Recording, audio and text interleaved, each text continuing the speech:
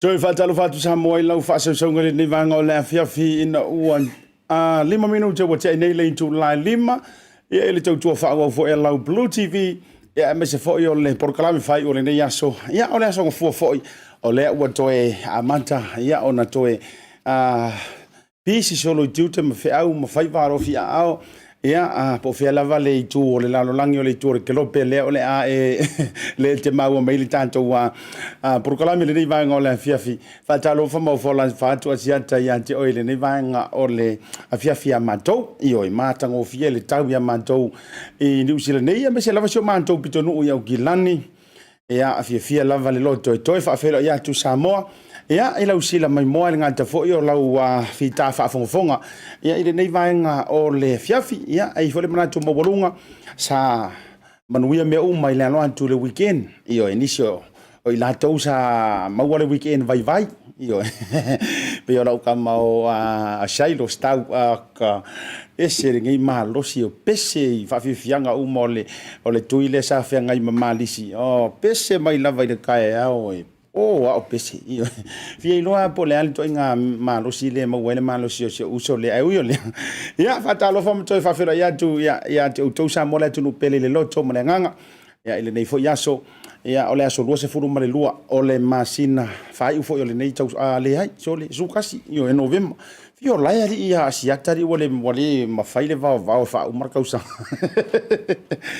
ia ele tali tonunga no fatini o tau sala au sale ave Samoa o ole atu no tofi e tala tau tonga e tala tofi Samoa ia mai lava ile mata saua ia ile one sa ole tui manua se ia pa ia ia le whangaoneone ia tūlala tai Falemoa na tauilo ai manua malo ia tama foi ainga malatu tama e mesio le whaasuanga tu mua mapule tu au malatu ainga di tai mare to o le fua whaatalo whatu Asiata ili nei vanga o le afiafi ia whaiva ese Leaupepe ile nei foi aso mantango fia ilanga le leo le tātou matai sili le langi o au te loa wa sangi fia wha manua o le amatanga o le nei vai aso ia wa tātou a whaasifolo mana tua foi a lele foi lele asau mai Samoa e o mai loe le fa mai le tala le pailante ia to manatu pe to a faitula ia rei wa mamau fa faitula pe to se furu ma le 5 minute o na tatu tu la ele lo le lau fanua Aukilani New Zealand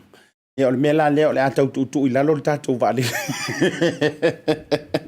ia e mala le ia la kama o fata ta matilanga wa le vanga pailaki ia kamala ia pailaki vale le voya ia o ia fenga le lau mo tu mo kama foi e fele le so i va o koko ila lo fai ia afa pela fai mai fa penale le pailati lo no winga o le ata fo yo tatu va e ri ko fanga i runga le ai si le fiere le ia la kama ele sunga lo metu itama ia wa kasi foi le vale le e fa mai lo to se fo minute pe to sul lima tatu tu la wele lo winga o anga manto pailati wa mantala wala ngai le avia fa pe so le e kiri avia pe so ka vale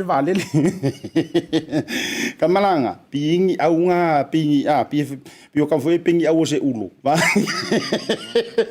ia nga sa ungi no la e pi o me la le fa unga i lunga pe unga i mai la ia pu la o ile unga ia pa me ia ki fa ila no ma le wa mantana 40 le la ta tu la wile ia o nganga kuku mai lano lau vaalili ia ele o fai ku ala tatou len ai fanga i lunga lau va atalo fantu mo folo fantu ia le programe fo ile nei vanga la fia te to fo yo le tala le ia wa mai le ngaruenga le tua ia pa io le pai sino ngaruenga le tua ma lo tatalo ia wa o te loa ia o la tou fatangi le tua ia e au manu ai tulanga uma mafofuanga uma ia o lo la vasiesi o tatou atu no ia malo lava ia te so se fata fai taulanga fia malo le ono sai malo fa to ia fa talo fa tu foi wo me panga masani le tanto por cambio le Tautai e Asiata bulo lo le tavo talo fa lava mai me le pone au se tan lia o mai o to fa mai nga te lo to fine ya manti le pole ia lo mafuta mai foi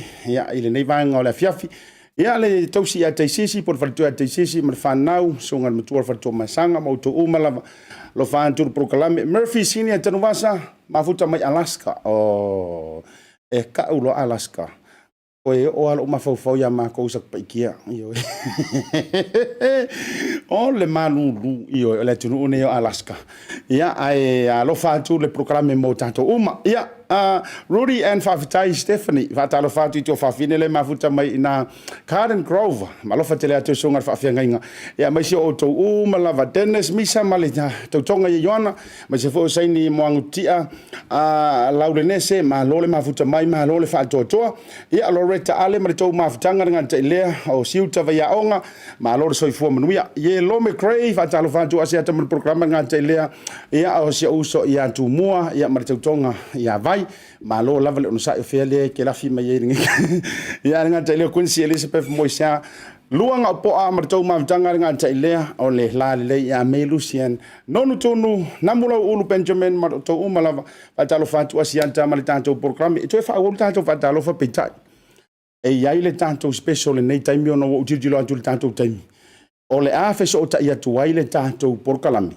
manatua o lena manu mai nei le tala fia ia i Samoa i le vainga fa ia tu ile tu Samoa utasi ia ile no fo ile le saluina le tu malo fo Falealupo le sa luina le fitalinga le tu ia Fuiono Falemalu Tenina Crichton ia ile la vainga fa mumu fa lo fo i male fionga ia tuitonga mania Dr. Au Junior ia o lela o maua le unga le na tau sila tu umam fa sala lau mai Samoa ia o le wa emanuia ioi wa emanuia ia le fa tama soali inga me se fo yo va nga sa fita itunga ia le fitalinga ia Fuiono Falemalu Crichton ia ona tau failo le ta tau wa prokalami e so ta ia tu Samoa maua se ta tau fa tana noanga male fitalainga ile tuua ya Fuiono Tenina ia o ia fo yo le sui Filifilia fa audio ko e o fa kauko ia langa la o se e ka malo lungo no fo vai lo ia o le vea ma Faipule o le itu malo Falealupo o mea lea nanga ko me ia ko ai la fa la wilolea ai so official ta ia tu Samoa se ia mai lunga ia le fitalainga ile sui o le ua fa manuieina ile ungo le fa masinonga e lo no winga uanga tu foi Falealupo ia e aru sa o ai lunga e le se pa u mongofo o le ua sa o le pa u mongofo e ua sa o sa o Falealupo ia ua ini ko kongo le su ngasi ampingi mo le 5,000 io foi mai lo la tato fa lo le fa felo ai le fetalenga ia Fuiono Falemalu Tenina Crichton e lunga o le tato proclame o le Tautai e Asiata o ngi erwesi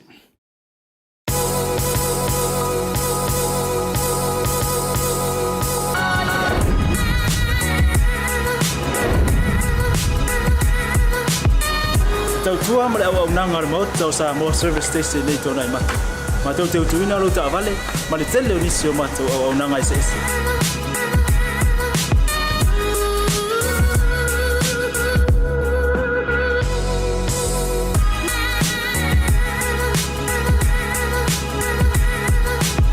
Ai le ngata hoile, ma tau te seake ina fo ila ta vale.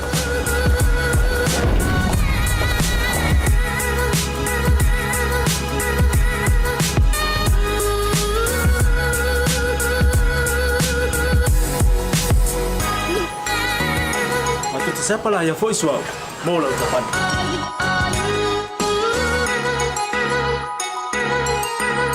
Apa itu yang baik pak urusan? Awalnya telepon, matu tu siapa lah yang voice mau lah ucapan.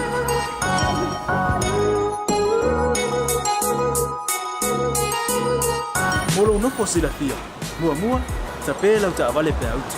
Mua tapi lah telepon ni time me utu ina lah ucapan. Malah bayang mulu. Mana tua fo e matua I Fuiono lo tau maftapa ai no fuanga papeng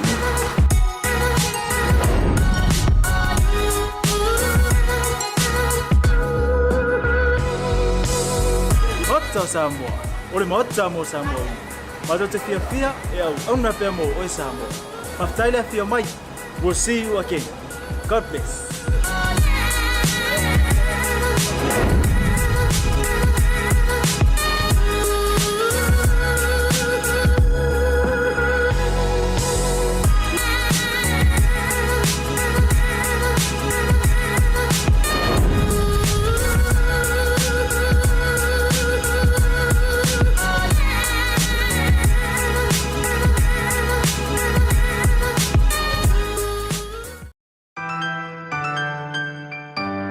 Tautai voucher is one of the most convenient ways that I'm finding now to do my shopping here at Farmer Joe, and my sister just sent through the voucher on my cell phone, and I just come straight to Farmer Joe to do my shopping.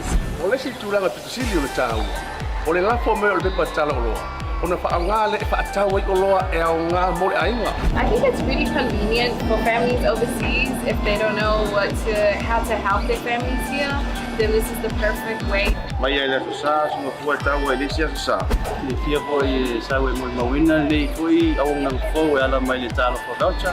Ila wana fa tau ma me te mga oi. Ile voucher. Sai mo le talo pa voucher o mo le apusu se o fine. So se paro loa fa ngo fie. A me se le fer wai ma le telefoni. Tai mi uma. Ai lo la fo merkes ona ino do tama ore ainga. Fa te tu la vale tal fo voucher mo le foi au nang fo fa tai. Ma lu la le tampai. Fa tai talo pa voucher. Ngo fie a me se le fer wai ma le telefoni. Tai mi uma. Ai lo la fo merkes ona ino do tama ore ainga. Fa te tu la vale tal fo voucher mo le foi au nang fo fa tai. Ma lu la le tampai. Fa tai talo pa voucher. Teki talo pa voucher.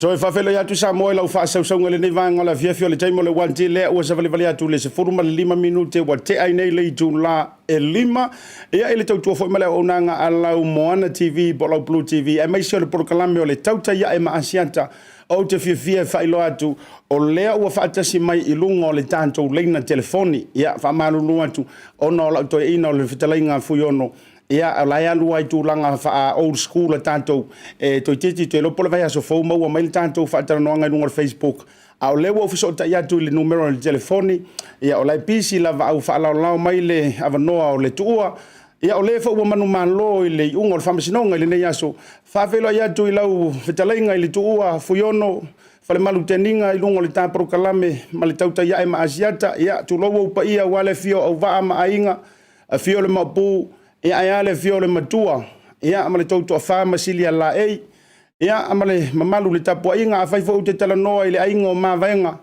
ia langa o lau whetalainga o le vauliko o le whalefa o taua ia o le alo lii ia o le li o ainga fo ia whaitale a lunga ia o le whafonga o whaupapa ma whanua lii whaatalo whantu i lau tō whali tua le nei vanga o le awauli ia wa malo sau noa lau fionga le vai malaya wa oi ufai mafonga o le TV o le radio Samoa a wale nei fiafi male bala au mai ina ia maua sava no le lei patalo fatfo pa ia mal malu Samoa we wa fia poto tonu a teroa e wilava o kako maputa lo fa lava le tulanga al fa mai o lo fai tai tonu ni sila ai wa mai le tuale lau fale e mafai ona maua statu felo inga awa lau telainga Asiata o lo e tatau mua i fale uina o fina ngalo manat ya wale nei patalo patpo i noko papenanga uma o lo tonu a teroa awale nei fiafi ma le tatau felo inga malo lava le soipua ia tate tau fai whaitalo fai leanga le lei o le tātou tapa au siri le langi e iei le tari tonunga ia sa sua i le amouta tali le amutai fai fo i o lea o le toi aso nai moa o lea ua sau le tali o le aso nai moa fusila i o la palapa o malo ma momoli fongaa ua e manuia i le wha moe o lea se la ngona o lau tō whai li tu ua po e fo i le tamama tu o le tu malo ina ua e manuia ma tautai a e le wha moe e sa fia ngai e le wha msinonga Tautai Asiata malo tautai mo le wha fsili mai ese ke la ngona na iai le taimi ina ua mai le whaiunga le ai ua Filifilia lo ia o mo le tofi o le tu malo e ala i le whamsilonga o le langona Asiata o le langona na whaatino i tu i le tua ona o le anganga ua mawhai ai o na maua le ato ta ua e pei o tae o le la ia awale tola ulawina o le whaiunga waile masani ai se o langa ia ko tofi ala Filifilia o le tofi ia e manu malo le vaai le tu malo le fio le tupu no whanofo e fionga ia wa ma le pai o ainga ia la ta i lo latu to fa talaina sigia la e ma le malu le lau ma le tapo inga e o lava ina mai a masava vali mai papo Asiata ua tangata loa le lau ele o le loto ia ma le anganga wane a le atua e vi ia le atua o mea le leina te whaia whaafo ia le vi inga le atua ia pe o nate la ngona Asiata malo whawhetai Fuiono ia a fuan tu iau tāpenanga i le palo ta tele e le i whaingo fie le vai vasa sa e ui mai ai na o a fo i le whaamasinonga o le talia le atua ia na whaamawai alo ia le fionga fo ia e au se tasi o tapa au e tausi fo ia lau whautanga ia toi a mai e toi whaile si vaenga lona lua o le fo ai toi to o manga lava i le whaamasinonga o le anava lea le whainga malo fo o le aloa ia o i unga ma o le tātou tūlanga sa o le au mai fo i le whaamama avenga o le tūlanga i le whaamasinonga o le ase la ngona o lau whitalainga i tūlanga o le whaamasinonga ma le unga ua tātia mai i le nei aso ia e whasta o toa whai unga i le aso ma le aso ia o lo la ngona pea le maho na whana awa o mea umalava ia e lea ngā ioi tangata ai waleva o na wala au le atua mo lana sila whangati i nei wha moe o le mea mua na o ai se manatu ina ia whaasao pea le ngā ioi ngā le tūla pono mea tau whatosina lea nā lai o nā luese le fionga ia e au ia e whatatia le tofi o le tūmalo ia o le upua na Falealupo ia mali e toa tauia ina e alu pasali le lang sa o lo malo o le ao lea ua manatu o le ua tali mai le tua i tal sanga ma mea sa moria i le ato ma le ato langa ua ngona fo i le tinga ina le usu mai sawai ia polu aluatu polu sawai wala awatu whaminonga toi fo mai whatino ale whiau e lai fo sa upu e pai a tele i le fo i tu sa mātou whapsa ngai ia le ano toto mai bis fale tu malo e le fai ana whapea e iai se ngana e vale i lo lato whaponga mai leanga o le tala e masani ai kawa i misa kama ia o lato o le uso ia ma le whalo Malo whaawetai pe toi lua o whaafisilitu atu lo leo lau tō wha e celebrate a meise fo yo ainga ea mali tu malo wa ute lo le na wali poi tu mua toi whaatepa lau whaafisili a Fuiono i le tā penanga Falealupo ina ua tō aitau nuu ia le tamaitai pā le mia mua o Samoa ma le atu Pasifika ia e meise o whainga malo i ou lau ele mau lau whanua ma tau tia le tūlanga le na wawai atu ai mai tau Samoa i lona tafa o ke lope ua whaasa vali le tāpeta mumu o le a le tūlanga o le whaato whala inga i tua atu pe ua toi tau mana tua taimi o le tua tamaitai o na whanua por sa o lea ia o le tūlanga o le whalau loa le whai e lei alo tamala Falealupo leanga e matua mautinoa ma amene leanga o le ua i whainga malo ana matua na panua e tutonu o le apunu o Samoa e leo tonu o Falealupo wa mana tua foi oe leanga o ao ka o to uma i filima po tu le fa tu ai le malo on le toa e esel tamatai leanga una langona wa manatu lopa tu langa le tunu wa no fa tangata o le po ni manuia mo atayao ona o lo i ao na panua papa mapaia ya o le mela nga fio kurofia me ya ua ka penga loa e dei tumalo se whainga mau lunga wha tupu e whai i le uai pāle mia tamatai Samoa le anga o le mena na tukala iai pia me o le uai o tonu mai le lele na hau wai le ina i lau tamatai a lea wau lau ina i lau o oe o le uai tamatai pāle mia o Samoa ai na mua pale mia na panua ona solo le moi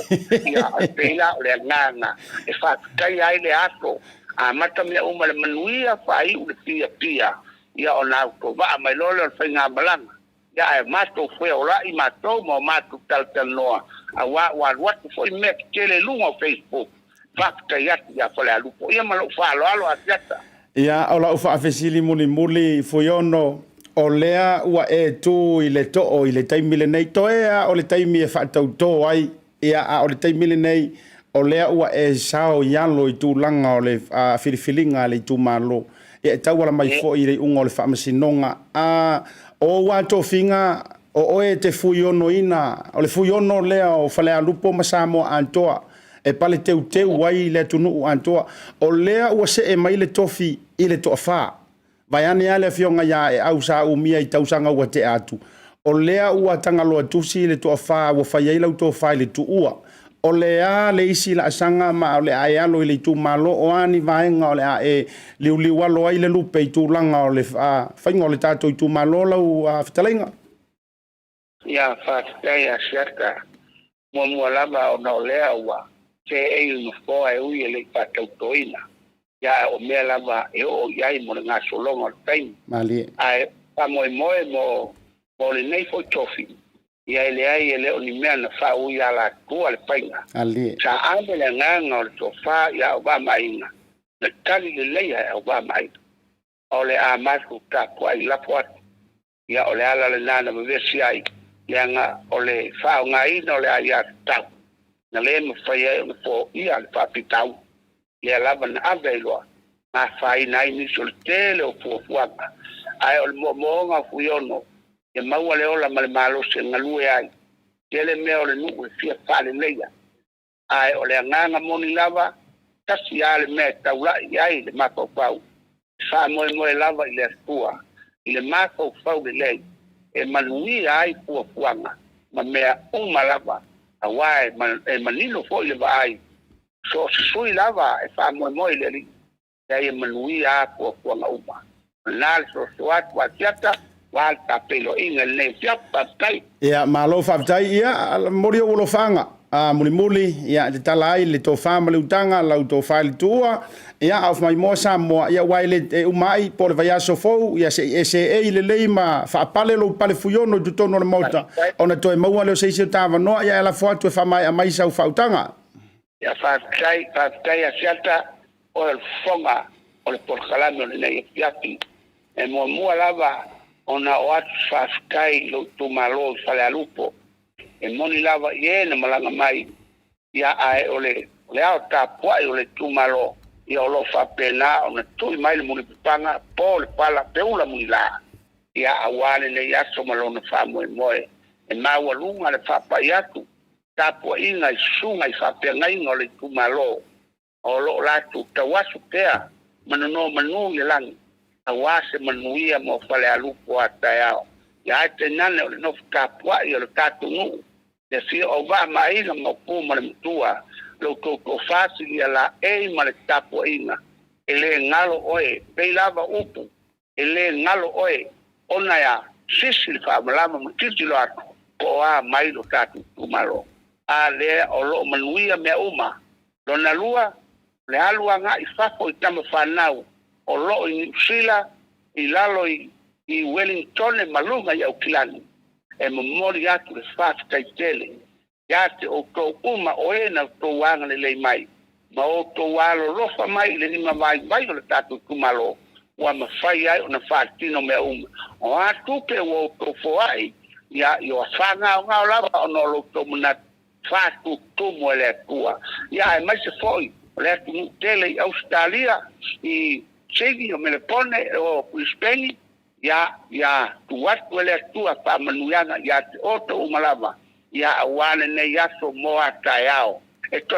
fo yaso leo ni fila o lo kapua yai sio waila na yo tu fa fine manai uso pa tai le tu lango mai pa manuia le tua ya tu ko ai mai se onai to fa na u te ngai te au mga wenga awale ato malona pa moe ai te nane le fionga le lipa le mio le malo Samoa awala wo fionga ile tamai kaifia me Naomi awala se le foa o le taino le malo Samoa awale nei fo lima tautanga ai mai se foi o le fonga telai ia fa pe foi le sui pale mia ma le malu le kapeneta ia te nane o Faipule o le tu fai e mo moni atu le fa tele on mele leito sta pena sauni te wa ole vai on o total sanga pa manuia tele le tua ia awalo tatu yai ile nei taimi male fai unga wa mai le tua ai mai se la ofionga fui mono te mai tailoia ele uma lo fieta noa awale taina lo famsilonga a malama le pula fono pa fai ngo fie po pa pitaudi e kwai ona dia mai awa mo ataya wala se singa wa mai fa unga ia o lo pale na wa eno ko maoe awa o manuia me mai la unga wenga ia ai mase o le nei aso o le aso muli o le uma wai le unga a o le tilo ia o le aso balai le vai so nei sai na palota o lo ma ai Samoa ia o le leo Fuiono ia o ai sui o le faso o lo tafuturi ia e fa manu ia te o tou o lea o taimua i le uwai taimi le nei ia a tonu o le au tou fia ngā lumue ina i o tato maua le marsianga tato te ngā lulu ai a wata moa mo ata ao a wai fa moe lava i le ali fua ngā uma o na mele lei tele fa tino ai lo tato wola tau tua ia ta moa a walo na malo tuto kasi. Patai so i lau talainga le foga o tato waso. O lea ua matuala ngona le fia ma le patai. Leanga o lea ua ta whelo ai. Pai ta o le vai malai ma le vai tia na whanua. Tele tonu a Asiata le ai lango whea eme te whea lua i ai o Asiata lava. Ia ai mai se toi o lau talainga Falemalu. Seu kua wale pa ia o aina. Talai ngale lunga ma le fal pau taua. Te ua manai ai nei aso i le whalongono atu i a te oe le atali. A tau ko le ta aina i orof tu o ka ua umo al variko. O le angama pia ngama le papai. A wale nei ato. Whamanuia le tua i a te oe ma le tongo ino le nei ato i a aeola ma malolo ina le sui. Manuia po le tapo ina i a soi kua ma i a manuia. Papai. Ia, moria tu le nganga whamaloma le nganga whaafteitei. Manusinga le soa fo i le whautanga ua pau, alwalu mamau alau whautanga i le tuua. E moni au, e oi. Tatia ia ni suafa matulanga whapena. Ia e matua atu ina o le tama matua o le tua le tātou ainga. Ia ai e le taritononga. Ia tātou ave lea i le tua i le whatawhai taulanga. E osi taulanga i le tua le malo ua tūla i mai. Ia e maise ai. Ia o lea ua fulialo va au manu sa tau whaanono i le tua awalo whaamoe. Ia sanga iane ai o le tai lau tō whali tu ua Fuiono. Awana i lau ama o tawaina, ia lau ama o to'o le tō whaani i whatu matuna. Ia awa upo whai, ia o lo o mia lau whautanga i le malai o tia whaualanga o le tō whaata tala ma le whautanga alualu mamau. Tātou toi whaeroa i fo i seisi aso, ai mole nei taimi. Alofa te le antu manuia le nei a fiafi lau tō wha. Ia manuia, ia soi fuaia, Asiata, manuia le nei a fiafi whaftai. Whaftai, whasoi fuaia.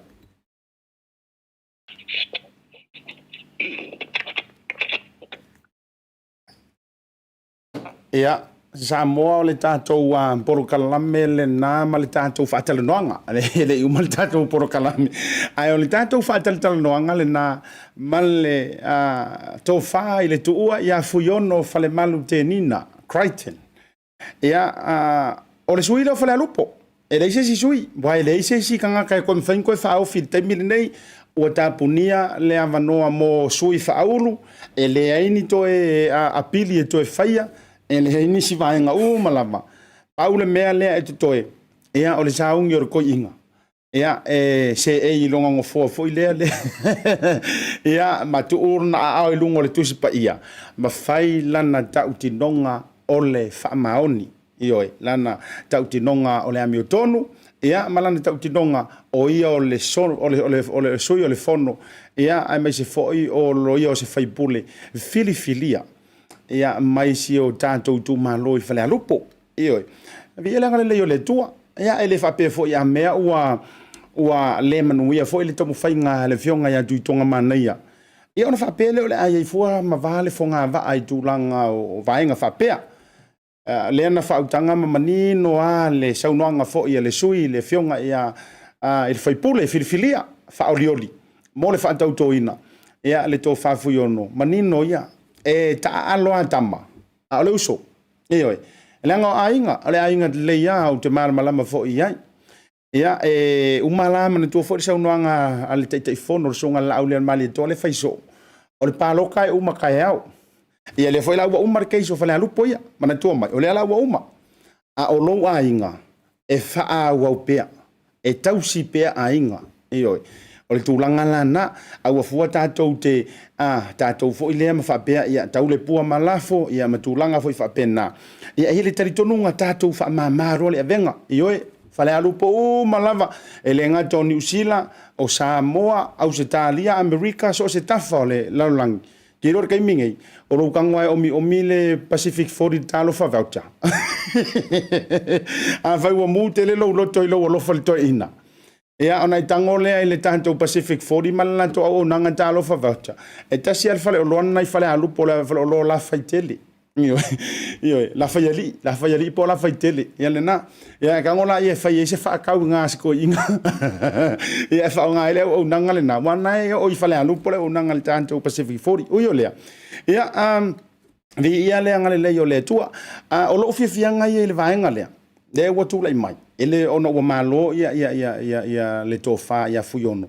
A o le sili o lo fiafianga. Ua mou watu lea whaalau.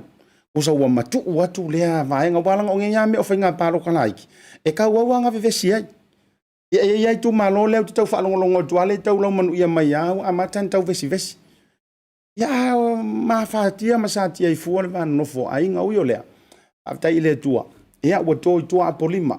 Ua uma le keisi o le tu malo manino mea uma. io le umanino ia te lo fo la fo wa io ia ile fionga ia tuitonga manaia ia mai se fo le ba io le tu le ainga sa au ia te lo fo wa io e mafia ia ile tu langa le ai ia le atu le vanoa ia mo ia ma fata mo swali ia le to file tu ia Fuiono mai ane le to pharmacy la ia mai se fo io le tu fa nofo ia au va ia a fiole matua mai se o ainga ma mo pu ia ma le fa le tapo inga ma lo le fa to manatu na nta to me ia le sita to fa lo wiloa foi mai a vala uli lunga le proclame me fa filoi isi foi ia malo o to ese foi le ta o le fa to fa dal noanga ia ma le lau le Malaeola awa I mangele awa le fa mo tele ia o tupulanga tala vou ale Katoliko Autilani antua ia I le Malaeola I le aso tona I le aso nei le la mo wel tanto fa tala tanonga le aso mai ia umal tanto fa lo le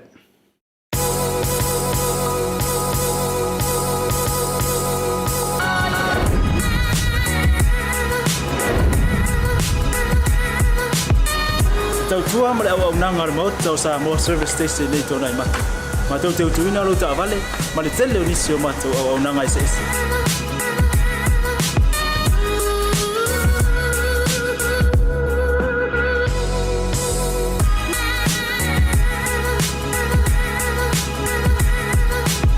ai le ngata foile ma tau te sia ke ina fo ilo ta vale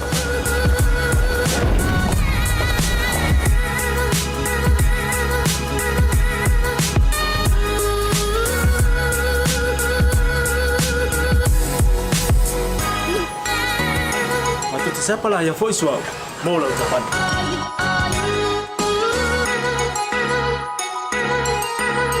Apa itu yang baik Pak Ulusa? Awalnya telepon, matu tu siapa lah yang voice mau lah ucapan.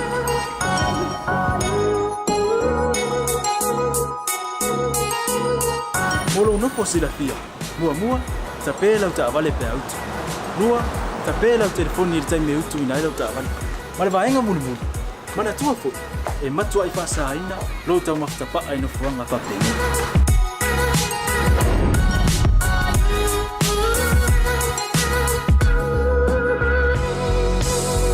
Hota Samoa, ore mota mo Samoa. Mato te fia au na pe mo o Samoa. Maftaila fia mai. We'll see you again. God bless.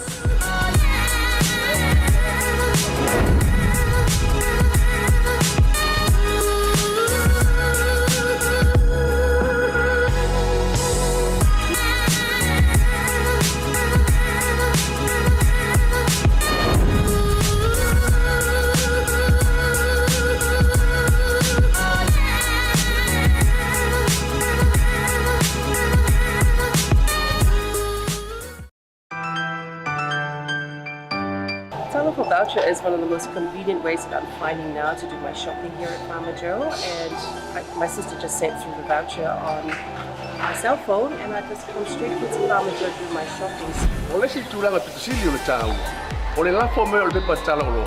Ona fa ngale fa tau ai olo e nga mo ainga. I think it's really convenient for families overseas if they don't know how to help their families here.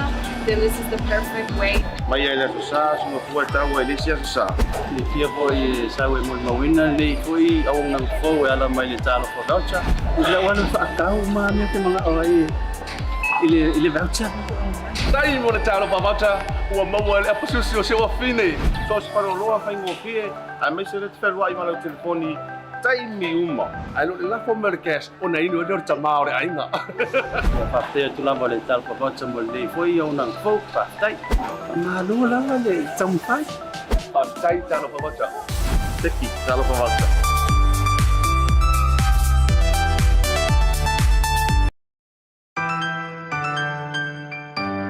Tautai voucher is one of the most convenient ways that I'm finding now to do my shopping here at Farmer Joe, and my sister just sent through the voucher on my cell phone, and I just come straight to Farmer Joe to do my shopping. Ole si tulanga pitusili ole tau. Ole la fo me ole bepa tala olo.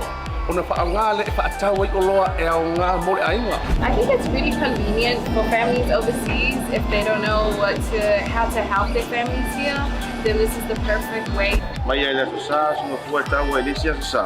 Le fia foi sa we mo mawina le foi au nang fo ala mai le talo for voucher. Ila wan fa ka ma me te mga ai ile voucher. Tai mo le talo for voucher o mo le apusu se o fine. So se para loa fa ngo fie a me se le te wa i ma le telefoni. Tai mi uma. Ai lo la fo merkes o nei no le tama o ai nga. Fa te tu la le talo for voucher mo le foi au nang fo fa tai. Ma lo la le tampai. Fa tai talo for voucher. Teki talo for voucher.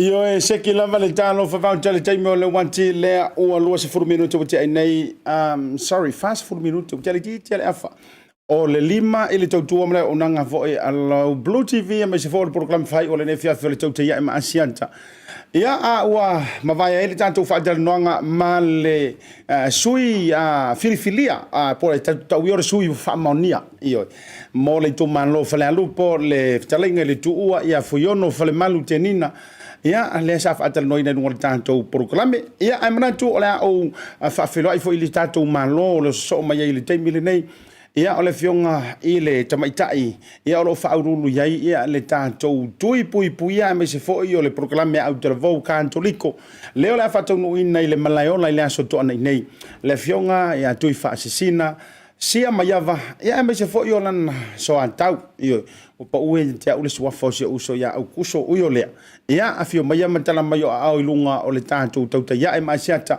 ia wa foi le whaalaulo ina matulanga o loma ia le whaamoe o alo mawhanau fo ia le tātou e kale sia i le aso tona nei whataro whatu ilo lua sase e lua ilunga o le Tautai ia e le nei vanga o le fiafi So e fo manuia le nei tu la le fiafi lau to fa Asiata langona lava fo ila vale mita le nganga ina watato pelo ai se avatu fo se fa soa pe ona ia ile pol talame o lo fo ina Malaeola wale tuipui e mo le nei fo vai taimi o tato fianga ia mal covid ma lo lava so fu ai lau to fa Tasi tau fai whatalo fai leanga le leo le tua o ke vai aku ngari e kere o kai e vai mai e ui a fo il wha moe na whianga i ma tantou le malisi le aso tonai na mantua i e siva ma le fia matala u fua aru ki kau vai o le pie kau vai mai fori ngola o kamo kasa le te malo si melo fiong whatalo whatu ko so le manga o le fiafi wa tapa fua di suafa wa pa uia te au lo sofa matai nga aru fai kukuila Au fatu lau talainga Asiata e whataro whatfoile mai mo tapo e mai su tato tunu a mai se lava so stafa lau langi o Fuiono tō mō mai ei a siu ia folinga la le lei o le fionga Asiata e whapoi lona leo tau safia whatatu mai Malaeola talo whalapa malo soifua Ea alangi e mama soifua manuia i lo lua sase lua a Tuifa'asisina a uva ai kui kuantu o le sunga ia Aukuso i le matawhanga ma le one ma le niu lai lea mai ona tua.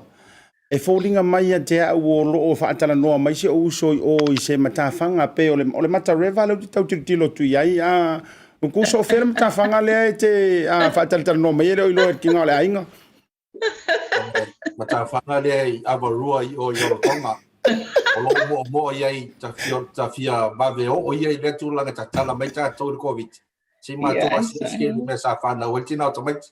Ia le na tonu o ina le ala va ko ila fafsili walanga a e sa u fa fa mo le la stona i o le fa fonga mai dongo winga boka kala ka ko ke o i tutaki ia a la fontu Tuifa'asisina fa mai lo mai tu langa le fa mo o lo mai la stona i nei fa mo le mar fa no Tautai lava lau to fa Asiata pe Fuiono avat fam talanga te me wa fano o se lui mua leo le tuipui o le awhaia i Malaeola i le astona i o lo manei la solos fito no vema mai a whape a matal wha moe le tu la iwa le tai au i le whangata mai i le lima i le fiafi mai o le wha moe lava o tupulanga talavou au talavou ma a o ngā susa Malaeola.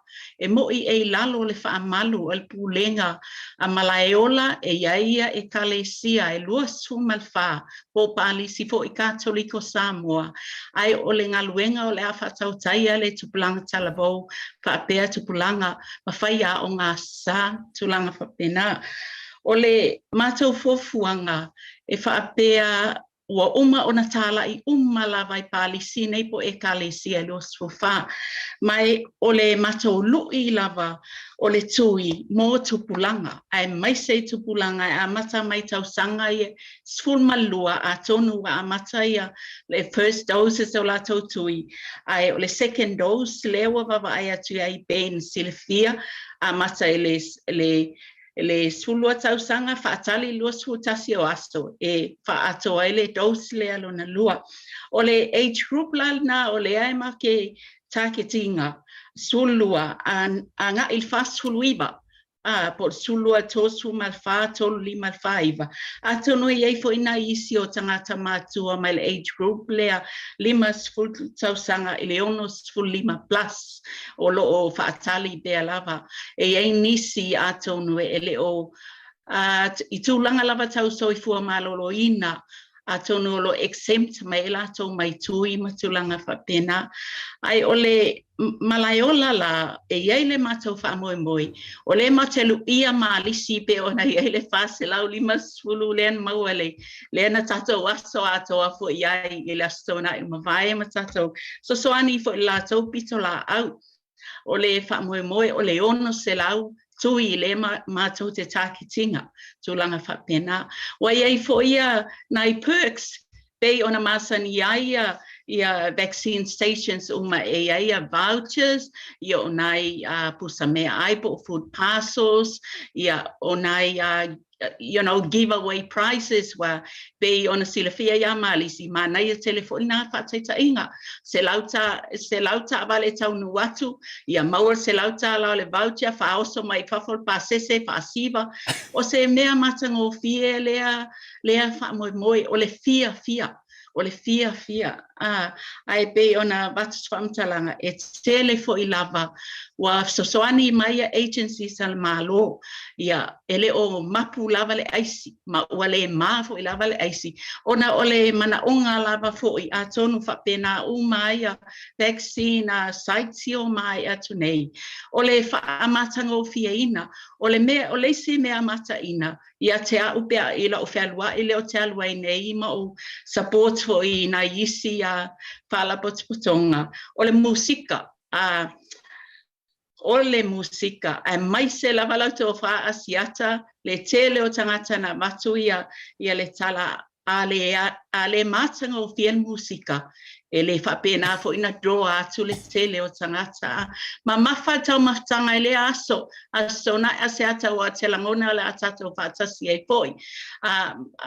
Heavy supper, matua heavy ia, wa fuli a Malaeola, tupulanga a talavou whapea ia tupulanga a ongasa, o le ia matau whai lava se mea lelei, wa e moi fo I lava, ai o tau maftanga lava, e tau lelei ai, mato e sili le lava matutoi I lo olfa mai e le anga Malaeola e sel tele e le lava me ai a le ala o faiatis famtalang a tono e wha popo mai fo le tuangane ia Aukuso Victor I nai minute fo ia tūlanga na ia I tele mau giveaway prizes o vouchers o ese to inga mea alofa e o lava I le o se tasi sponsor wa offer mai le to ma le fue ma ula fala ese le matango fie o icon si atato Samoa o lo mana na o ye tu la fala ai me se foi oi ai longa o ye sau ula ia wa tau sui la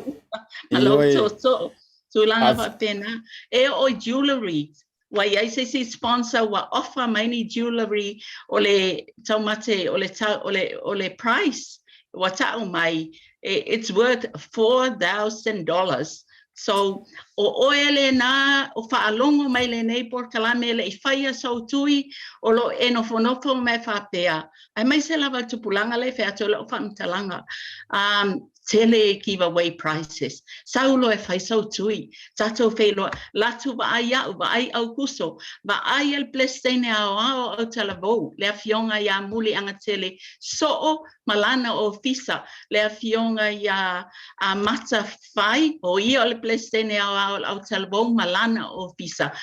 O mātou nei o le a whaatautai al porkalame, whaatasi ma le whanau, tupulanga talavou a Malaeola. Ia seo whaupopo atu nā ai, mānai e fo le taimi nei le asto, nā ai le ala asau e whai e lo tui, e o atu le kirisi masi, o mā e a lo tui longa lua. Ia o e whea lua I malau certificate e mawhaina e whea lua I tono New Zealand. A le ngata nā, ia o maua I fo I maloa manoa te malanga atu ai whafo, pe po I ona whaafonga I le palemia ia ma tulanga fo I ei tātou I nei vai taimi I levels, ia sau ma mea I o afo I o street lights ia po o tulanga whapena. Ia o se o whaasoa atu nā nei tula a te langona, a iai se me pa o, ia o la whaupopo atu tuangani ia Aukuso. Ai o te langoa tātou wheloa I e lea stonai, ai o ai lava whaafonga mai pe whaapea whai wa umalo tui, ia va tau napa atu isi ele I whai atu o mai tatua Malaeola. Te le ale mea tau sami, e te amata mea tai au le breakfast, e se pa ia le fiafi. O lo whamoe moe fui, o le amata lava se sauni ngā lotu, e ia le chaplain lava Malaeola le fionga pātele I o sefa eu ese, I o te langona o ia le o le awhatautai le tūlang. Ia whaatase fui ma le ofisa o au, ia ma tama uma o matau e kale sia, ia e lufu fa, o le a fio atu le aso e tapu ili whamoe a wā lava tato tui lea pui pui. You have to get vaccinated, go for the double dose for the safety of you and for your families as well as the rest of New Zealand. Manuia lava whasausanga ne fia lau tō Asiata whaftai mala manoa. Malo whaftai lo whionga Tuifa'asisina. Victor, ono o vai tunga e tā ua loa e le whionga Tuifa'asisina, le tūlanga I le pese ma whaafiafianga, ia maisio tau mawhtanga o vai tunga pe o se mea rei, pe wa isangisangi whaamanuau. Ia walanga atu tūlanga o le musika, e ka iloa I se si Leaupepe tusa ma le leo lausunga, ia ka mai kuai o nai hoki e te tuila. Ia, mai se fo tūlanga tau whaasalalonga I le tau whaalalanuina tūlanga o lau o nanga. Uio lea.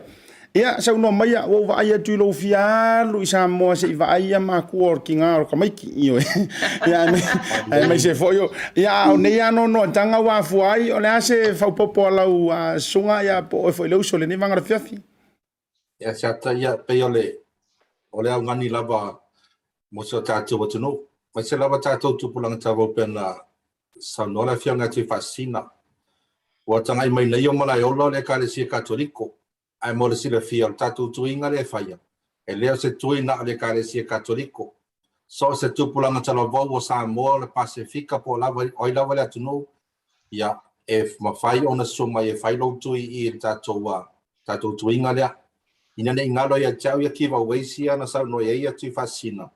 A whai o oi o le tamako, le tama foi e le I maua sau mea alofa mo le mana me le kirisimasi. Sau na e whailo tui. O Filifilia auro o le tasi e maua lava I le mea alofa le tinao tamaiti ia o le water mai tai fo o le tele tātou prices I leo iai ia e au ngā e whai mea alofa I whai le Christmas ai so mai le vai taimina e whai lau tui tolu vai aso e o tu le Christmas o umalau le lua o whai foi ona e whai lua I a wai I fiafianga la matou tau whainga foi Asiata ma le whaafonga ngā Samoa. A whai rei sau ta wale te suma iai tātou tuinga. Au ana te papole. O matou zauni foi ta wale ma whaina o atu e piki mai o I lono whanga. E leo se te ngā ta wale. E le whapea fiti ta wale e vini mai lea. Vini mai ta whapea I whaia tui. E mana o mia whaina whailo tui. Le numera o le o valu se lau. Katovax. O le o valu se lau. 5 lua valu. Valu lua. O valu se lau. 5 lua valu lua. Te wala au mai ai, iam tau whai atu le seisi a mai o e whailo tui. Ta au ai o le tātou whai tui, ne vai taimi. Wai pui ere ngata na pui ai, oe lea le tupulanga tala waupo le tangata soifua. Pui ai foi lea o lo whatasi, pui ai lo uso lo tua fine, ia tuangane foi va a me se matua a muia tatou le nei vai tau o le wa mo nei tu e fai o tatou pui tatou ina o tau no le fa mai o tira le sa morta siva da siva ia na fa manu po ia o fa ina o tatou tanga te i mo se pui no fa pe a muia tatou fa o nga tau la se tatou tu ide a war pui no tatou le nei vai tau ma tau te le fa ra ina sa mo ni me ai ni me ai ma te tau tino atu mau le me tau mafa mau le afo de se me tau mafa foi ave a wale ainga ia renga te idea mau foi na voucher si a wa foi ni si fa mo pe o tu no tavale ia si na fa tau foi la ainga a wa to no se fa tu mo ne vai tau le afio tato i covid ia se mato talatu lea ia ai sa mo mal fa fonganga a so lusu fito nei masina le astona il vai aso nei a wona ingalo fa maulo kalena le tuinga i Malaeola Center le se Fuiono wai Corey Place e mangede ia sumai e failo tui e a puipuia to tasi ia puipuia fatasi tato sili foi puipuia e nai lo te tau tonga fitia vale fa lo lava ia malo fa vetai Tuifa'asisina ia me se fo i Victor ono o le tantou taimi ia o te lo fo wa le fo te mala malama tantou te iai fatasi ia o le afaya mo fa lau te lehina le tulanga le ai fa vetai o le anto e mawai se mama fa poi se o so ia te o matavu ai ai wana italia ina ina fa mo pe ai tantou filo ai o le to mo wan tantou wa no ai la so tofi ia ai ono lau taimi le nei taimi lau fa lau te lea ia le tulanga i le fa mo ia ai fa tai mo lua vanoa manuia to to mango le ne fiafi aptai lava lau to fa asiata ia tato felo ai la sona ai manuia lava le fiafi aptai fa sai foi ia fa aptai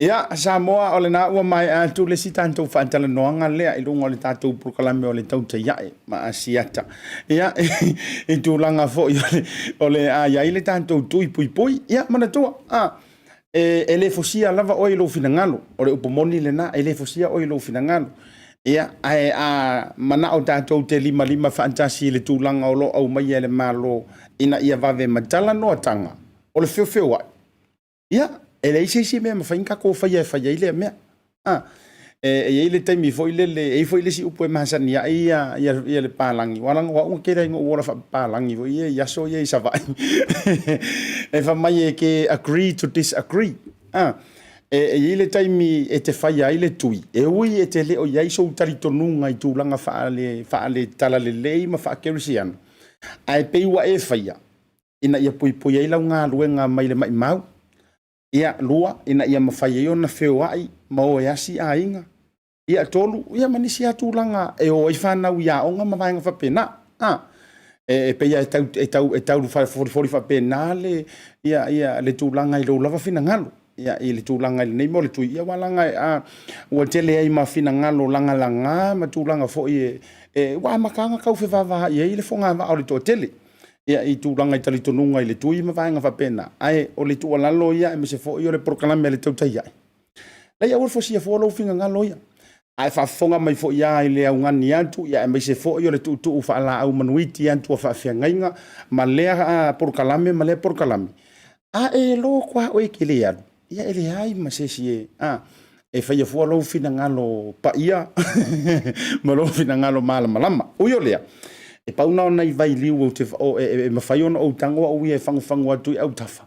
Ia e te seu sila i fo i lele. A va pea e lai te whinga ngalo lai ki fia whea lua i ke alu e asi ia lale malele. Ia ma avese mea alofa i oe a mātua o le tina, mātua o le tamama vanga whapena. Ia e pauna le e vai liu me mawhaiona tātou. Whaia, oio lea. Ma lo le no sai fa tai fo i le moe mana tunatu ia o le tu fa tasi o e kalesia lo sumar fa ola lo sumar fa kalesia po palis ia ale Katoliko o mai fa tasi ele au talavo ioi au wale fa ngor ku atalo vatu manatu ia ala tato se e tu tato fa tala noanga muli e tau lunga i fo i fa tala noanga tanto proklame le ne yaso e se fa manu ia ino tato tautai ia o proklame masani male tanto Pacific 40 ma le tātou talofa voucher le vionga ia Leaupepe Junior tala i Lene o le pulisili ia o fo le pulo le tātou titi South Pacifica manatua lena fatala noa le fetalinga Fuiono ai le fale o loanga i Falealupo a ua muro loto te alofa i le toina ona e tangola ia lafo ia se voucher io e fai ko inga fai sau fa aku mura pusa isa uyo lea Patalo fatu i la ufionga le Aupepe ia i longa le tā prokalam fa maru lua tua tautua ia ono tātou whaatana noanga wha Samoa ia i repi o papalangi fo i le lenga ole hi, hello, goodbye ia i ono tātou lava Samoa e i le tō whamale utanga i whetutu na i ono tūlanga fo i o le whaafiloa i manga ngana le tō tele ia uyo lea pare mai alo sa fo lau lungo le tā prokalam masani la ufionga i le whaalangilangi ia me se fo le matua ma le whalefitu whaatalo fatu la ufionga le Aupepe So for Manuel Fitalinga Asiata, yeah, well, I told Faipule vai Malai, ma wala no le nei fia fitato te fata tano ai foi fatalo fatu foi panga masani le ta pokalame te tonu lava. Ya e nga lava le tele o pokalame o lo fa pe ona fa so mai e la Fitalinga foi. Ya long pu li foi le malu le tnu ele ngata i tulanga me lo tupi Samoa. Ya tulanga foi tui lo fa nga solo. Ya awala wala tau whainga ina ia pui na yo tātou ainga ia mese tātou community e Samoa i Aukilani nei. Yo e malo whaaftaitele, yo e saulele lo fina ngalo whaafero ia tui lau fionga ia moni a au o ese le makua pisi o ka porkalami ia i tūlanga mai lava i le toru vai aso tanu vai ia o lo whaau wau pea le nei ngā ruenga a wale tau mawhaina ia tātou mose kirisi masi saulotu. Au ke wawa ia kua ripe i o lalo se kongala au le te whatara no mai lau sunga i le wharangirangi pe tau sa lau vai atu pele ai o le sesenga o le la. Asiata o aunga i o tangata o umana whaitui o le ua matanta whaifafu. A nga i atu i paka ma ina ia tau sui e fo ile no fo fale ma tolu ma sina le sa wha peona ta lockdown i tato Aukilani. Ia fautuaina alu e whailau tui. Ia no mawhaile ona e ta whao wha pele asiasi le tele o vaenga i tono New Zealand ta whao ai ia a meise o tatu sauni atu fo i aso fia Krisi masi matau sanga fo. E sa o ele whawhingi. I ka i ese fo inge i pakar se senga. Ia e ui ole ia malole ona sa i malole pare fo laule nei vanga ole fiafira o vionga Leaupepe. Ia e a mai tūlanga ole nei aso malava singa sa whenga iai e ta tele i o fo inisio ta whapitoa wale a ngātu whai ungo nei masina ia ma whawhiloa i masina whai o nei tausanga. Asiata ia o fe au masani lava. Ono le ua mua lewa no e toi anga i fo i anisio whanau ia o oka. Ia, le ua tau mau e fo i la lewa noa. Ia, e mwhai e fo i ono tā pena ia tātou company. Ia, a wara sauni atu le e Kirisimasi. E tau tonu ano vema ia. Olo ave umal wha mua i whai ngā tau langa o le mei. E pei ona masani ai tau sanga tai tasi. Au tau tonu e o atu lol vai aso mua o te sema. Ia wa le fōringa mai ia. Ia, o siringa lava le tala mai o poras fo i le whaing malanga ato tātou e tawhau Samoa. Ai e le leila le wawe ia fufuanga maovu i lea. Ia pia whai o lete mana o e whaatino ia ni vaenga fo i lea a whai o e mawhau e whaisina ngā luenga o le whale i Samoa. Ia pia na ene a inga ina whasotai mai. O lo mana o te tongi atu ala tau vouchers i le Bluebird. Ia ai o i fo lātou a inga e talai ia o loi tua. Ia wafo le whainga o maota malawa pe ona whaatino. Ia o walta pena atu Krisimasi. Lea la ua umawhoi ona whamamlama i tūlanga e mwhaiaon ta whaile ka muta i Samoa. Ia aluifo whaile oka i le Bluebird. Ia pe fia le tau. Ia ona tatongi atu leo le voucher. Ia e mawhai ona whaonga. Ia e awei na vaenga o ngalwenga. A maea. Mawhai on to aluifo whaile oka. Ia le whaila o fia i tātou e nofo i whafu. Ia ele o matua ave ator se Lene e teimetas. Ia au le rawa e mata tu lava i tūlanga o pepa o invoices o oka ia na umana whaila fo mai. Ia tu al watu leo lesi voucher. O le tātou voucher mo lunga lava le iai a le tātou Bluebird. Ia o le Bluwave tala Samoa. Ia o le alai mawhai ona tatongi sa o atu lava. Ia, o i whanau tau ainga whaila tau oka. Ia, e mwhai ao na tutongi le a whapea e lua ia e ova tu manawalu whawheta la le whatau. Ia, na mwhai na tutongi whaile si voucher e lua iau voucher se tutongi. Pea whai o se tūlanga whapea na ai o le tūlanga ia le nau tainga le iai, ina ia mawhai ona ato toa leilo malama I mea lo whatau. Ia mawhaalu anga ile ngaruenga. Ai mai se lava le la atapena atu ia Filifilia o isi tūlanga mo mai tala Samoa Asiata. O lo o whaisi tuai atu leo atu o waa lau o loa. Ile a watu wina leo o loa. Ile o toi pose lilo foi I tūlanga o nisio meta mafa o lo whapea ona le lava I tono Samoa te minei. Ia ai ele leila le vave whaifofuanga. O mea mana o mia a whaifo ni sa whai. Po iei ni aso whanau. O le wha moe whatino I a te sema. Ia o le ava noa tātou a Riki Hoseo. E mawhai on te tongi e le voucher. E mawhai na mātou whai a mai se quote o mea o lo mana o mia. A whai mana o mia pe fia pusa moa. Pusa apa e Lene, pusa pisupo. Povi masima. Na ona tau mai lawa ya mātou pe fia le whainga. O mātou request le ya aliki. Ia, ona ilo la whainga le voucher. E mwhai te tongi. Ai a whai lawa te mana o e alu se se tu ainga o ya aliki. Whai le oka le taimile na. Na ona mai ale oka. Ia, message mai lo ya o ni New Zealand po au se tali. Po whai lawa langi le te no foi. Ia, wai message mai taimile na. E mwhai ona e alu sao e lunga le website le Pacific 40. Select ia po whetwhalo lo aliki. Ia po pia. Vai tele po sale longa. Ia o le taimea tongi e lau voucher, ele ato se lua minute. Ua taunu le voucher telefoni tau ainga. Taunu whai le voucher I o le aliki. Ia, ona whatino lola I o le whatau. Ma lo whawhetai manino lava lau wholasanga I le nei vanga o le awhiawhia me se wha whamama a venga. A tasi le vaenga ta ua wai sau noa I e lau whionga Leaupepe. Instead o le alu watu to e tau whaatalitali se e watu le tupe. Ai mana ia fo ilanga laku a piki lo le whaingo le whaatau. Ia uma e loa wakirukiro aku whaakaikainga. Lima se lau wahandu le whaatau ato. Nga o ngavili mai ia, sungu ia kuroma le vauta lima se lau ia. Ai kilia ikua. A la lava ia I le taimilea wa e latua se tato wa amio. Maua ia le taimilea maadua ia itua. Sa o le alo whiong. Sa o le Asiata. O le tūlanga le leo le tātou tautua lea. O le taimea tongi ai le atoa se 2 minute. Ua tau nuu le voucher I le telefoni al tau ainga. E le ngatalai I oloa e peona whai atua le Bluwave. O le aliki whamajou. Ia le sata ua e Asiata o I Falealupo. A whai alo mana mia le whaatau se mea ai o le fiafi al tau ainga Falealupo. Ia ona I le tātou whaloloa o la whai alii. Le nai e Falealupo. Ia taimea nem whana e tango lafo le voucher tolu sutala. Pe 5 sutala Samoa. E maua taimi nei, nau mwhai on whaatau nai pauna moa. Ia, po anisi me whai ele kale o le fiafi. Ia, o le whaingo fienga na o le tātou o nangale loa iai. Po whela o Samoa na whatuainga. O lau e ele whalo loa e mwhai on wha o ngā talo wha voucher. E mawhai ona e fsosoani lo ainga taimi na ma maua I lava taimi na. Malo whawhetai, le whawsiri mai nisi o le malo le tunu o le numera. E mawai ia au te lo fo i o nisi fia vili sa o tu lava I lau whionga. Ia mo nisi fo I wha manga o no tātou taimi fo I ele o I runga o tātou porkalami. Ia au te loana I nisi la fo e mesia na I tua a mātutua mo mia lava le te te o si ai o sau noanga lau whionga pe mo se tātou numera. Ia masisi vaenga I tawarunga mai ele tā whatana noanga lau whionga. Whātai Asiata, o lunga o tātou website, o lo iai uma ia tātou numera le o le telefoni. E tangoa e Google le talofa voucher po le Pacific 40. Ia o le nā iai ia tātou numera telefoni lunga o tātou website.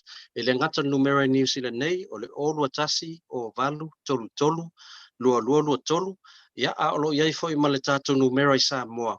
Ia e mawhai ona viri mai ai fo I nei ainge Samoa pe a whai o iese mea mna mea fsosoani o le fitu wha 55 lua.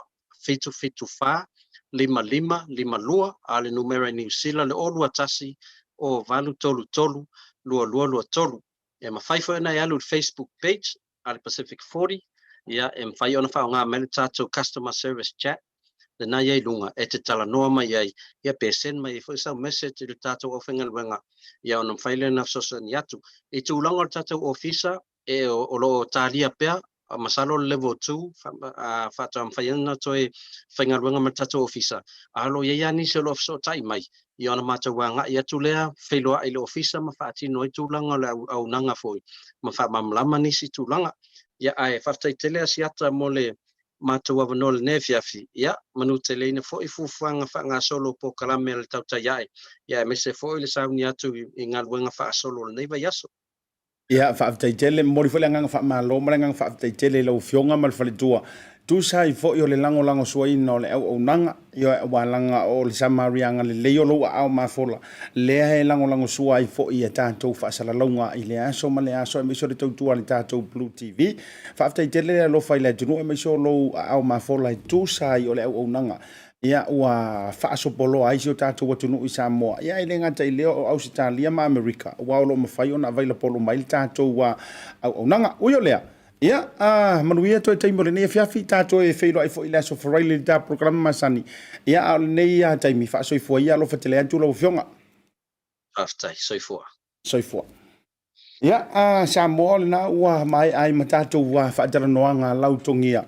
ia o le porokalame awana I ngalo le numera le te vala awai e mesi tato pe o le fionga I le aloli angalo mana le faafisili mai ia le na o lua tasi o valu tolu lua tolu o lua tasi o valu tolu lua tolu le numera na mo usila a le numera mo Samoa fitu fa lima lua ia pe fa ngofianga o lo woso I lungo le o le kuko o le kuko por kako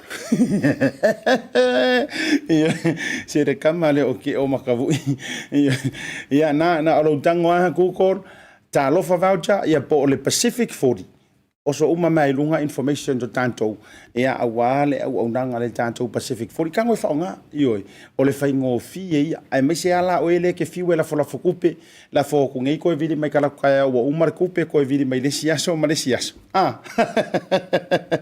ia pawale le awala ke kango fai sa iro la ia le o le ngangor kamiki ma ko sa va ia awar ko fa diu cash ai fa diu twisty ia men kamaro awangi ko fa diu cashing amen o la fo kupe ai mo so mo ngangu ngama war kamano ai siang kama I wo pa la mai awangi ko fa diu cashing amen se mera ngale me fa nga ai ma fa diu twisty fa diu kuisi ia o le antale na ya te tele to muri au af kai fa ia malo lo fo ile ma futa mai nga tai leo nga mana Angelina ia ma auto uma te o matavui ia mali tautonga Sofia malo la ma futa mai le uso ya vini anai ia nga ta fo ilea ia o le lava lo kalala fisetai ioi ka ko filo fo ilea surkui ba se fo kelemete ia mawia ia fa pe fo kelemete senifili mina e mani male to te le lava ayo e failo la faele to fine ever after mole to fa anga fo ia ile tina ia le sina mise auto uma lava o lo ya America a loe lu mano vai ma lo le mafuta mai ma lo le fa to ia nga ta fo ile le mole tu fa ma lo le fo nga mule nga tele Sarah tuidama le mafuta mai ia me se fo yo le tau lau nai Malaeola ia me se fo yo le tautonga le pau fito le Falemalu toa ia tu la sunui ma lo la mafuta mai yo ane tamali le pua talo fa le sunga le fafengainga ia me se mar fritua ma lo la mafuta mai ia ngata fo ilea o stu talawena Elisaya Elisala Talimatasi John Taimalelangi talo fa le sunga pali ma lo la ngata leo Victoria Fisola Thomas Motunga temu kisa ma tau tia muri pola mle to te le o to o lo mori melo faanga alo fa tele antu Asiata ia mali tatou proklame ngata fo leo fange o Dennis Murianga ma lo lava oliana malaimi le mafuta mai Brisbane Australia ngata leo Mark Malaki le pensinia ma lo lava le ono sai ma lo fa tau tainga ngata leo se uso ya pali I John Tai malelangi mal fritua ma lo mafuta mai le vanga la fiafi proklame le tau ya ele ne yaso awoni ngalo tayao ma le tatou so tainga male to fa ya la tinu e fionga fo le minister si ko fa ho ka ko ori nga history ma le nga mo me fo lava yaso su kasi miri nga foi le ACC ai aru ku fanga le au fainga IT to mo fa nga story ila so antaya dalo foi to fine ya na misa ia ai mo le fiafi Asiata Falemalu pio vaoliko fa so foi ma manuia Tautai voucher is one of the most convenient ways that I'm finding now to do my shopping here at Farmer Joe, and my sister just sent through the voucher on my cell phone, and I just come straight to Farmer Joe to do my shopping. O le si tūranga tukusili o le tāua. O le lafo me o le pepa tala o loa. ona whaangale e whaatau ai o loa e au ngā mole ainga. I think it's really convenient for families overseas if they don't know how to help their families here. Then this is the perfect way. Mai ai lea sa sunga fua tau e lesia sa. Le fia foi sa we mo mawina le foi au nang fo e ala mai le talo for voucher. Ila wana whaakau ma me te mga orai ile voucher. Tai mo le talo pa voucher ua maua le apasusi o sewa fine. So se paro loa whaingo fie a mai se le te wherua i malau telefoni tai mi uma. Ai lo le lafo merkes o na inu e nor tamao re ainga. Whaptea tu lava le talo for voucher mo le foi au nang fo whaptai. Ma lua lava le tampai. Tai talo pa voucher. Teki talo pa voucher.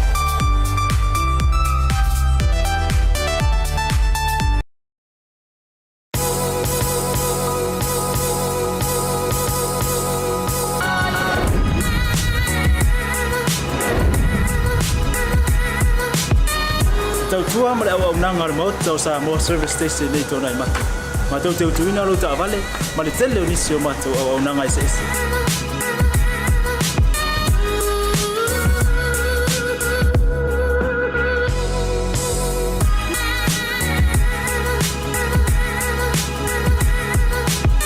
Ai le ngata foile, ma tau te seke ina fo ilo ta vale.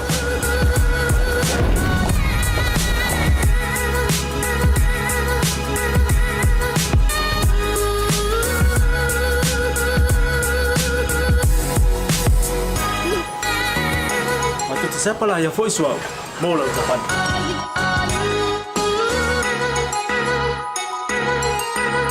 Afai foi vai pa olosa.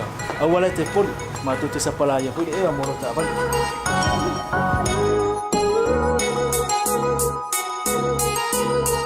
Molo no Filifilia. Mua tapela ucapan le peaut. Lua tapela o telefone ni tai me utu ina le ucapan. Male vaenga mulu. Mana tua fo. E matua i Fa'asisina lo tau makitapa ai no fuanga whapeni.